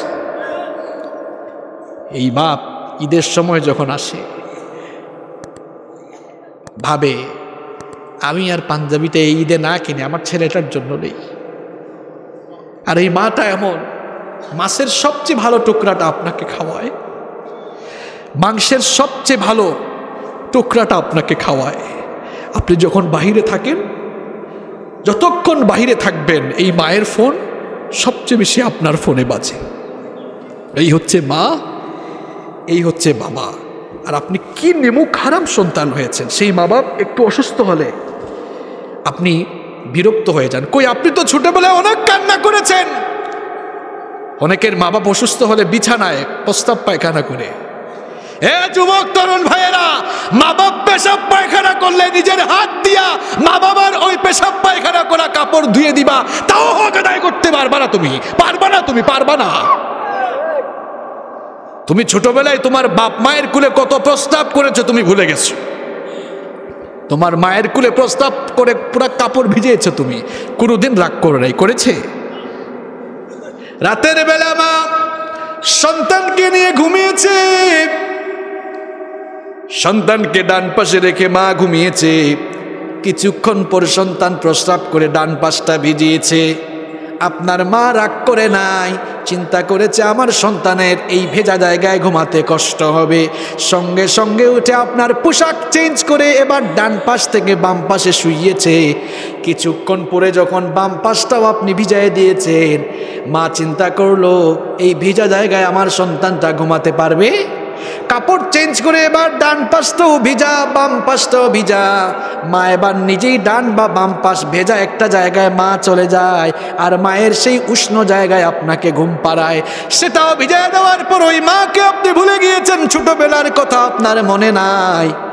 ওই মা যখন দেখলো ওই উষ্ণ জায়গাটাও আপনি প্রস্রাব করে ভিজিয়ে দিয়েছেন, সব জায়গায় প্রস্রাব, সব জায়গা ভিজা, মা আর কি করবে আপনার আরামের জন্য? তার বুকের উপরে আপনাকে ঘুম পাড়িয়েছে। এটা আপনার মা, এটা আপনার মা। যারা মায়ের কষ্ট বুঝেন না, যারা বিয়ে করেছেন, বউ প্রেগন্যান্সিতে থাকলে দেখবেন বউয়ের কেমন কষ্ট, ঠিক সেম আপনার মায়ের পেটে থাকাকালীন আপনার মায়ের কষ্ট হয়েছে। কই, বউ তো প্রেগন্যান্সিতে থাকলে বা আপনি বউয়ের যে খেদমত করেন, মার কথা কি মনে পড়ে না যে আমার মাটাও আমার জন্য এমনি কষ্ট করেছে? মা বাবার সাথে খবরদার, খবরদার, রাগ করে ঝিরকি দিয়ে চোখ মোটা করে ধমকের স্বরে কথা বলা যাবে না। মা বাবার সঙ্গে যেভাবে কথা বলতে হবে সেটা শিখিয়েছেন কে? আল্লাহ তাআলা বলছেন ওয়াকুল লাহুমা কাওলান কারীমা, ভদ্র ভাষায়, সম্মানের ভাষায়, মার্জিত ভাষায় তোমার মা বাবার সঙ্গে কথা বলো। আল্লাহু আকবার। খবরদার যুবক আর তরুণরা, মা বাবার সাথে ভদ্র ভাষায় কথা বলবা। বাবা ডেকেছে, মাথা নিচু করে সুন্দর করে জবাব দিবা। মা ডেকেছে, বাবা অসুস্থ মানুষ, রাতের বেলা বাবার রুমে যাও, মাথা টিপে বলো বাবা আপনি ঘুমান, আমি আপনার মাথাটা টিপে দেই। এই বাপ ছোটবেলায় কত আপনার মাথা টিপেছে, ভুলে গেছেন আপনি। আপনার মা বাবা অসুস্থ, প্রস্রাব পায়খানা যদি করে দেয়, সেই লুঙ্গিটা শাড়িটা আপনি ধুয়ে দিবেন, কারণ ছোটবেলায় আপনার এরকম অনেক পোশাক আপনার মা বাবা ধুয়ে দিয়েছে, ঠিক কিনা? আপনার প্রস্রাবের গন্ধ আপনার নাকে লাগে, আপনার প্রস্রাব পায়খানার গন্ধ কি আপনার মার নাকে লাগে নাই? ভুলে গেছেন আপনি এগুলা না? খবরদার যুবক ভাইরা, মা বাবার খেদমত করেন। মা বাবা আপনার জন্য বড় পীর, বড় ওলি, এরা আপনার ওলি, এরা আপনার পীর। আপনি জান্নাত তালাশের জন্য বাইরে যাওয়ার দরকার নাই, আপনার ঘরের ভেতরে মায়ের পায়ের তলায় আল্লাহ তাআলা আপনার জান্নাত রেখেছেন। সুবহানাল্লাহ। মা বাবার খেদমত করতে পারবেন তো? এটা আমার নবী থেকে শিখবেন। আমার নবী তিনি 6 বছর বয়সে মাকে হারিয়েছেন, কিন্তু তার দুধ মায়ের সঙ্গেও তিনি কেমন আচরণ করেছেন শোনেন। নবীজি একবার সাহাবীদেরকে সঙ্গে নিয়ে জিয়ারানা নামক স্থানে মাংস বন্টন করছেন। এমন সময় একজন বৃদ্ধা মহিলাকে আসতে দেখে নবীজি কাজ বন্ধ করে ওই মহিলাকে রিসিভ করার জন্য এগিয়ে গেলেন। সাহাবায়ে কেরাম লক্ষ্য করলেন নবীজি এগিয়ে যাওয়ার পরে ওই মহিলা বসার জন্য নবীজি এবার নিজের গায়ের চাদর মুবারক বিছিয়ে দিলেন। ওই মহিলা সেখানে বসার জন্য নবীজি গায়ের চাদর মুবারক বিছালেন। সাহাবায়ে কেরাম এই দৃশ্য দেখলেন, অবাক হয়ে গেলেন। নবীজি ফেরার পরে সাহাবীরা প্রশ্ন করলেন, ওগো আল্লাহর নবী, বুঝলাম না কে এমন এসেছেন যাকে রিসিভ করার জন্য নবীজি এগিয়ে গেলেন? কে এমন আসলেন? কে এমন গুরুত্বপূর্ণ ব্যক্তি যার জন্য নবীজি নিজের গায়ের চাদর মুবারক বিছিয়ে দিলেন? নবীজি বললেন, যিনি এসেছেন তাকে সাধারণ কেউ মনে করো না। আমি আমার মায়ের কোলে কাকে চড়ে বেড়ে ওঠার কিসমত বেশি দিন হয় নাই, আমার মায়ের দুধ পান করার নসিবও আমার বেশি দিন হয় নাই। যেই মহিলার কোলে কাকে চড়ে আর যেই মহিলার দুধ পান করে আমি বড় হয়েছি, ইনি হচ্ছেন আমার দুধমা হালিমাতুস সাদিয়া। কি আচরণ! আর আপনি কি করেন? এই যে ভাইয়েরা, শীতের দিন এসেছে, যুবক ভাইরা শুনেন, বাজার থেকে যাওয়ার সময় কমলা এখন বাজারে পাওয়া যায়, কমলা কিনে নিয়ে যান। ডালিম বেদানা কিনে নিয়ে যান, আপেল কিনে নিয়ে যান। আপনার মা বুড়ি মানুষ অসুস্থ, বাবা বুড়া মানুষ অসুস্থ, ঘরে ঢুকে আগে সালাম দেন, স্বাস্থ্যের খোঁজ খবর নেন, নিজের হাতে ভাত খাওয়াইয়া দেন, এরপরে নিজের হাতেই একটা কমলা ছুলিয়ে তারপরে খাওয়াই দেন।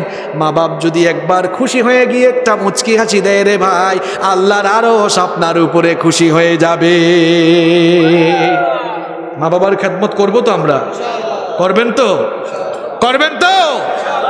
যাদের মা বাবা জিন্দা আছে, রে ভাই, এখনো নেয়ামত আছে, এখনো নেয়ামত আছে। খবরদার, এই মা বাবার সঙ্গে বেয়াদবি করা যাবে না। মা বাবার সঙ্গে উত্তম আচরণ করতে হবে, শিখিয়েছেন মুহাম্মদ সাল্লাল্লাহু। ভাইরা, কষ্ট হচ্ছে আপনাদের? শেষ করে দিব? 10-15 মিনিট থাকা যাবে না? বাবা হিসাবও রাখতেছে। কয়টা গেছে? বাকি 5টা এত সময় লাগবে না, আমরা 10-15 মিনিটে শেষ করে দিব না ইনশাআল্লাহ। 6 নাম্বার, আমার নবী ছিলেন একজন আদর্শবান স্বামী। আমি বলেছি আজকে এমন 10টা বলবো আমাদের ব্যক্তি, পরিবার, সামাজিক জীবন যেন সুন্দর হয় ইনশাআল্লাহ। আমার নবী ছিলেন একজন আদর্শবান স্বামী। বিয়ে যারা করছেন হাত তুলেন। এখানে তো বিয়াইত্যা কম, হাত নামান, অসুবিধা নাই। যারা বিয়ে করে ফেলছেন, যারা করেন নাই তাদের জন্য বেশি লাভ। কারণ বিয়ে করার পরে কি করা লাগবে বিয়ের আগেই তা জানা লাগবে, বিয়ের পরে কি করা লাগবে বিয়ের আগেই তা জানা। আর জানবো আমরা যার কাছ থেকে, তিনি হচ্ছেন মুহাম্মাদুর রাসূলুল্লাহ সাল্লাল্লাহু। আমার বাবারা, আমার ভাইরা শুনেন, আপনিও তো হাজবেন্ড, কিংবা যারা বিয়ে করো নাই আমার ভাইরা তোমরাও তো বিয়ে করবা। দেখেন হাজবেন্ড হিসাবে আমার নবী কেমন ছিলেন। আমার নবী কি কখনো কোনো বিবিকে গালি দিয়েছেন নাকি? কিন্তু আমার দেশে কিছু মানুষ আছে বউকে দাসীর মতো আচরণ করে আছে না নাই? কথাবার্তা সুন্দর করে বলে না। আর বউয়ের সাথে সম্পর্ক খারাপ হইলে কিন্তু ঘটনা খারাপ, চেহারা সুরত ভালো থাকবে। বউ কিন্তু ঘরের রানী। আপনি যদি উল্টাপাল্টা করেন তরকারি মজা হবে না, লবণ কম হবে, তরকারিতে একটা ঝামেলা ঘটায় রাখবে। এজন্য বউর সাথে যার ডিস্টার্ব অনেক সময় চেহারা দেখলে বোঝা যায়, স্বাস্থ্য কিন্তু ভালো না। আছে না নাই? কারণ বউয়ের সাথে সম্পর্ক ভালো। আমার নবী তার বিবিদের সঙ্গে কি সুন্দর আচরণ করেছেন শুনেন। আম্মা জান আয়েশা রাদিয়াল্লাহু আনহা বলেছেন, আমার নাম তো আয়েশা, কিন্তু নবীজি মাঝে মাঝে আদর করে আমাকে হুমায়রা বলে ডাকতেন। হুমায়রা আরবি শব্দ, এর মানে হচ্ছে লাল সুন্দরী, মানে লাল টুকটুকি বউ। আপনি কোনোদিন ভাবিকে গিয়ে বলছেন কই গো আমার লাল টুকটুকি? হাসে, অনেকে হাসে। এগুলো হাসার কথা। আপনি রোমান্স শিখবেন নায়ক নায়িকা গায়ক গায়িকা থেকে, না নবীজির জীবনী থেকে? কথা বলে। আপনি কি আপনার স্ত্রীর সাথে কখনো এক প্লেটে খেয়েছেন নাকি? কখনো খাইয়ে দিয়েছেন নাকি? কিন্তু দেখেন আমার নবীর চরিত্র কেমন ছিল। আম্মা জান আয়েশা রাদিয়াল্লাহু আনহা বলেছেন, আমি হাড্ডি কিংবা মাংস চিবাতাম, নবীজি সেই হাড্ডি বা মাংসের টুকরা আমার কাছ থেকে মাঝে মাঝে দুষ্টুমি করে কেড়ে নিয়ে আমি ওই মাংসের টুকরা বা হাড্ডির টুকরা যেখানে ঠোঁট লাগিয়ে খেতাম, নবীজি ঠিক ওই জায়গায় ঠোঁট লাগিয়ে খাওয়া শুরু করতেন। তার মানে রোমান্স কম না বেশি? আপনি তো ভাবির সাথে এক গ্লাসে কোনোদিন পানিও খান না, এমন অবস্থা। আর আমার নবীর চরিত্র কত সুন্দর ছিল। আম্মা জান আয়েশা রাদিয়াল্লাহু আনহা বলেছেন, আমার নবী তিনি আমার সঙ্গে এত সুন্দর আচরণ করেছেন, আমি গ্লাসের যেই অংশে ঠোঁট লাগিয়ে পানি পান করতাম, ওই গ্লাসের ঠিক ওই অংশে ঠোঁট লাগিয়ে আমার নবীজিও পানি পান করতে। এক গ্লাসে পানি খান, এক প্লেটে খান, মাঝে মাঝে খাওয়াই দেন, একজন আরেকজনকে খাওয়াই দেন, অসুবিধা আছে? ভালোবাসা বাড়বে না কমবে? এক কাপে কফি শেয়ার করেন, চা শেয়ার করেন, অসুবিধা? আরো জোরে বলেন। আপনি সারাদিন বাইরে কাজ করলেন, এরপরে ঘরের মধ্যে ফিরে দেখলেন বউ এখনো রান্না করে নাই, মেজাজ নরম না গরম? মেজাজ নরম না গরম? তার মানে নরম হয় কেউ নাই। কাদের নরম থাকে দেখি তো? একজনও নাই। এখন বলেন তো বউ, এই একজন পাওয়া গেছে, তার মানে বউকে খুব ভালোবাসে, মাশাআল্লাহ, আলহামদুলিল্লাহ পড়েন। ওনার ভেতরেই নবীজির সুন্নতটা আছে। আম্মা জান আয়েশা রাদিয়াল্লাহু আনহা বলেছেন, নবীজি সারাদিন কাজ করে বাড়ি ফিরেছেন, দেখেছেন রান্না বান্না হয় নাই, গরম হয়ে রাগ করে একটা কথাও আমাদেরকে বলেন নাই, বকাও দেন নাই। বলেছেন, আয়েশা গো পেরেশান হচ্ছ কেন? আমাকেও রান্না করে নিয়ে চলো, তরকারি কেটে আমি তোমাকে সহযোগিতা করব। সুবহানাল্লাহ তো কইলেন। ভাবিকে কোনোদিন পেঁয়াজ কেটে দিছেন নাকি? একজন দিছেন, পাওয়া গেছে, মাশাআল্লাহ। তার মানে নবীর সুন্নত আছে না নাই? খাবারের শেষে মাঝে মাঝে এই প্লেটগুলো নিয়ে যাওয়ার চেষ্টা করেন। বাংলাদেশি মেয়েরা, বাঙালি মেয়েরা খুব ভালো, আপনাকে নিয়ে যেতে দিবে না, এসে বলবে হায় হায় হায় হায় আপনি কি করছেন, রাখেন আমি নিয়ে যাব। এই যে নেওয়ার জন্য ধরছেন, আপনার প্রতি ভালোবাসা বাড়াবে না কমাবে? তাহলে নিজের স্ত্রীর সাথে ভালো আচরণ আমরা করব তো ইনশাআল্লাহ। নাম্বার 7, 7 নম্বর হবা, আমার নবী একজন আদর্শবান পিতা ছিলেন। আমাদের অনেকের ছেলে মেয়ে আছে, কিন্তু ছেলে মেয়েদের কোনো খোঁজ খবর আমরা রাখি।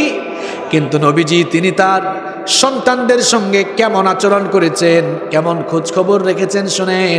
নবীজি যতই ব্যস্ত থাকেন না কেন, নবীজির মেয়ে ফাতেমা রাদিয়াল্লাহু আনহা নবীজির কাছে আসলে নবীজি দাঁড়িয়ে যেতেন, তাকে পাশে বসাতেন, তার কথা শুনতেন। নবীজি যখন কোথাও সফরে যেতেন, সবার শেষে ফাতেমা রাদিয়াল্লাহু আনহার সঙ্গে দেখা করতেন। ফিরে আসলে সবার আগে তিনি তার মেয়ে ফাতেমা রাদিয়াল্লাহু আনহার ঘরে ছুটে যেতেন। সুবহানাল্লাহ। আপনারা তো মেয়ে হইলে অনেকে বেজার হন, মেয়ে হইলে আপনারা অনেকে বেজার হন। এই বসো, যদি বসো, কই যাবা, বসো, 10 মিনিট থাকা লাগ। তোমার কি ইলিশের ক্ষুধা লাগছে নাকি? কই যাবা, সুযোগ আছে নাকি? তাহলে নিজের সন্তানদের প্রতি একটু যত্নশীল হওয়া লাগবে। অনেকে আছে সন্তানদের খোঁজখবর নেয় না, ছেলে মেয়ে কোথায় যায় খোঁজখবর নাই। এরপরে যখন ছেলে মেয়ে নষ্ট হয়ে যায়, ওই যে অবস্থা এমন, আমি প্রায় সময় বলি, চলাফেরা করে আমেরিকান স্টাইলে আর বিচার চাই সৌদি স্টাইলে। তা আপনার ছেলে মেয়ে কই যায় আপনার খোঁজ রাখা দরকার, কার সঙ্গে মিশে কোথায় যাচ্ছে খোঁজ খবর রাখবেন, নইলে ছেলে মেয়ে নষ্ট হয়ে যাবে। ছেলে মেয়েদের ব্যাপারে সচেতন থাকতে হবে। নাম্বার 8, 8 নাম্বার, আমার নবী নানা হিসাবে একজন আদর্শবান নানা ছিলেন। অনেকে দাদা নানা হয়ে গেছে, এটা জীবনের পূর্ণতা। আমার নবীর 2 কলিজার টুকরা নাতি, নাম বলেন হাসান আর নবীজি ভালোবাসতেন কম না বেশি? নবীজি হাসান আর হোসাইনকে এত ভালোবাসতেন, 2 কাঁধে নিয়ে 2 জনকে বের হয়েছেন। এক কাঁধে হাসান আর এক কাঁধে হোসাইন। একবার হাসানকে চুমু দেন আর একবার হোসাইনকে চুমু দেন। সাহাবীরা, একজন সাহাবী দেখে বললেন, ওগো আল্লাহর নবী, আপনি মনে হয় 2 জনকে বেশি ভালোবাসেন। নবীজি বললেন, মান আহাব্বাহুমা ফাকাদ আহাব্বানি ওয়া মান আবগাদাহুমা ফাকাদ আবগাদানি। এই 2 জনকে যারা ভালোবাসলো তারা যেন আমি নবীকে ভালোবাসলো, এই 2 জনকে যারা আঘাত দিল তারা যেন আমি নবীকে আঘাত দিল। এখন নবী তার নাতিদের সঙ্গে কি আচরণ করেছেন দেখেন। নামাজে এসেছেন, 2 নাতিকে নিয়ে এসেছেন। এখন বাচ্চা ছেলেরা দুষ্ট হয় কম না বেশি? নবীজি নামাজে নিয়ে এসেছেন, খুতবা দিচ্ছেন জুমার দিনে। হাসান হুসাইন মুসল্লিদের সামনে দৌড়াদৌড়ি করে। নবীজিকে রাগ করেছেন নাকি? নবীজি রাগ করেন নাই, ধমকও দেন নাই। এখন অনেক সময় দেখা যায় আমাদের দেশে বাচ্চাদেরকে মসজিদে আনলে মুরব্বী, গরম না নরম? আরো জোরে বলেন। আমি একবার মসজিদে ঢুকছি, অজু করলাম, অজু করে মসজিদে ঢুকেছি, তারপর এরকম টিস্যু দিয়ে মুখ মুছতেছি, হঠাৎ করে শুনি হাট ফট ফট ফট। আমি বলি মসজিদে কুকুর টুকুর ঢুকলো নাকি? তাকায় দেখি এক মুরব্বী বাচ্চাদেরকে বাচ্চাদেরকে তাড়াই দিচ্ছে। আমি বললাম, চাচা এদেরকে তাড়িয়ে দিচ্ছেন কেন? হুজুর বলিয়েন না, এরা মসজিদে ঢুকেই খালি শয়তানি করে, হাসাহাসি করে। আমি বললাম, তাই বলে কি আপনি তাড়িয়ে দিবেন? হাসবো কেন? মানে এরা হাসার জিনিস, এরা হাসবে, এটা স্বাভাবিক। এই যে হুজুর আপনাদের সামনে বসে কথা বলছে, এই হুজুর আরো বেশি হাসছে ছোটবেলায়, বেশি পাকনামি করছে। আরো ছোটবেলায় কে হাসেন নাই আপনারা? কে দুষ্টুমি করেন নাই আপনারা? এরকম হাসাহাসি আর দুষ্টুমি করতে করতে এই বাচ্চাগুলো আপনাদের নামাজ দেখে দেখে নামাজি হয়ে যাবে। আপনি বের করে দিলে ও আর নামাজি হবে? ভাববে, বাপরে এই মসজিদে আর যাবো না, এখানে গেলেই ধমক দেয়, মানুষ মারে, আর আসবে আর আসবে। উল্টা কাজ করবেন, নামাজে আসছে, বাবা এদিকে আসো, চকলেট রাখবেন পকেটে, চকলেট দিবেন, বলবেন সামনের ওয়াক্তেও আসিও, আরো দিব না। তাহলে বলেন মসজিদে আসার প্রতি আকর্ষণ বাড়বে না কমবে? আপনি বাচ্চাদের দুষ্টুমি সহ্য করতে পারেন না, আর নবীজি নামাজে ইমামতি করছেন। নবীজির ছোট্ট নাতি হোসাইন, নবীজি সাজদায় যাওয়ার পরে এবার পিঠের উপরে উঠে বসেছে। কোথায়? পিঠের উপরে উঠেছে। আর নবীজির চুল ধরে টানাটানি, আমি ঘুরায় উঠছি। ঘুরায় কোথায় উঠছে? যে চাচার এরকম হুট ফাট করছে, ওই চাচার উপরে এরকম বাচ্চা উঠলে কি নির্মম হইতো, এরকম ফট করে ফালাই দিত। নবীজিকে ফেলে দিয়েছেন নাকি? নবীজি মনে মনে ভাবছেন, সাজদায় আমার নাতি যেহেতু শান্তি পাচ্ছে, তার ভালো লাগছে, সুতরাং তাড়াতাড়ি সাজদা থেকে মাথা উঠাবো না, সাজদা লম্বা করে দেই যেন আমার নাতি আরাম পায়। বাচ্চারা মসজিদে আসবে, দুষ্টমি করবে, আমরা বাধা দিব, সুন্দরভাবে বুঝাবো। দেখবেন এক সময় বুঝে সেও নামাজি হয়ে, এদের নামাজ কত সুন্দর।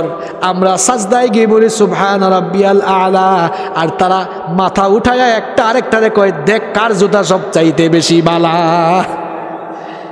আমরা রুকুতে গিয়ে সুবহান রাব্বিয়াল আযীম, আর সে কয় চল সভাপতির বাড়ির আম চুরি করতে যাব, চুরির মিটিং নামাজে আছে না নাই? করুক, করতে দেন, তারা এই কাজ করতে দেন। দেখবেন এগুলো করতে করতেই 2-3 মাসের মাথায় এসে নামাজি হয়ে যাবে। এরকম নামাজি বানাবেন তো? দাদা নানা বাবা সবাই এরকম কাজ করবেন আপনারা ইনশাআল্লাহ। নাম্বার 9, এই তো শেষ হয়ে যাচ্ছে। 9 নাম্বার, আমার নবী ছিলেন একজন আদর্শবান রাজনৈতিক নেতা। তার রাজনৈতিক দর্শন ছিল এই আল্লাহর কোরআন। এখানে অনেকেই বক্তব্য দেয় আমার আস্থা, আমার অভিভাবক, আমার রাজনৈতিক দর্শন। এটা মা শুনলে, মা বাপ শুনলেও রাগ করে। এক বাবা ওই দিন বলতেছে, তোকে টাকা পয়সা দিয়া পড়াশোনা করাইলাম আমি তোর অভিভাবক আজ পর্যন্ত হইতে পারলাম না। ও মুক্তর অভিভাবক হয়ে যায়। আছে না নাই? কথা বলেন না কেন? নবী করিম সাল্লাল্লাহু আলাইহি ওয়াসাল্লাম তার জীবনেও রাজনীতি আছে। আপনি রাজনীতি শিখবেন তার কাছ থেকে, যদি তার কাছ থেকে রাজনীতি না শিখে সারা জীবন আপনি করেন অসুবিধা নাই, কিন্তু আপনার মতলব তো বড় খারাপ। মরার পরে তো আপনি আবার রাসূলের দলে উঠতে চান। বলেন তো লাশ কবরে রাখার সময় কি বলা হয়? বিসমিল্লাহি। কি অবস্থা, অর্থটা কি বাবা বলেন? বিসমিল্লাহ আল্লাহর নামে, বলেন বিসমিল্লাহ আল্লাহর নামে। সবাইকে বলতে হবে, মুখস্থ করতে হবে বিসমিল্লাহ আল্লাহর নামে, ওয়া আলা মিল্লাতি রাসূলিল্লাহ, আর রাসূলের দলে। আল্লাহর নামে কার দলে? অর্থাৎ এই লোকটাকে আল্লাহর নামে রাসূলের দলে দিয়ে গেলাম। এখন যেই লোকটার জীবন যৌবন রাসূলের দলে কোনো কাজে লাগলো না, এই লোকটার মরা দেহ নিয়ে রাসূলের কি আর কাজে লাগবে? সারা জীবন রাসূলের দলের লোক পিটাইছে, সারা জীবন রাসূলের দলের লোকদের দাড়ি ধরে ধরে টানছে, সারা জীবন সুযোগ পাইলেই আল্লাহর দ্বীনের কোরআনের বিরোধিতা করেছে। কায়দা করে রাসূলের দলে উঠতে চায়, এরকম কায়দা করে রাসূলের দলে উঠা যাবে না। কারণ রাসূলের দলে উঠতে হলে সারা জীবন দুনিয়ায় রাসূলের দলে থাকা লাগবে। এখন রাসূলের দলের নাম হলো আল্লাহর দ্বীন ইসলাম। রাসূলের দলের সংবিধানের নাম হচ্ছে আল্লাহর কিতাব কুরআন। আপনি মানলে মানেন, না মানলে নাই, বুঝলে বুঝবাতা, না বুঝলে আমার কিছু করার। আমাকে তো আপনারা তাফসীর করাইতে আনছেন, আমি তো আমার বাপদাদার কথা বলছি না, কথাগুলো বলছি কার? আল্লাহর কথা বলছি। মানলে মানেন, না মানলে আমার কোনো অসুবিধা। তবে আপনি আল্লাহর কথাগুলো মানলে, কোরআন মানলে লাভটা কার? হুজুরের না আপনার? আরো জোরে বলেন। নিজের লস কে চায়? লাভ যদি চান, যা করছেন করছেন, আজ থেকে আল্লাহ রাসূলের দলের কাতারে শামিল হয়ে যা। পারবো তো ইনশাআল্লাহ? কি সুন্দর দয়া মায়া করে বুঝায় গেলাম, তাও যদি না বুঝেন আপনি কপাল পুরা। দোষ এবং সর্বশেষ যেটা বলতে চাই, আমার নবী ছিলেন একজন আদর্শবান রাষ্ট্রনেতা। আমার নবী মদিনার রাষ্ট্রপ্রধান হয়ে, প্রেসিডেন্ট হয়ে পরিচালনা করেছেন কয় বছর? সবাই তো বললেন না, কয় বছর? আরো জোরে জোরে বলেন।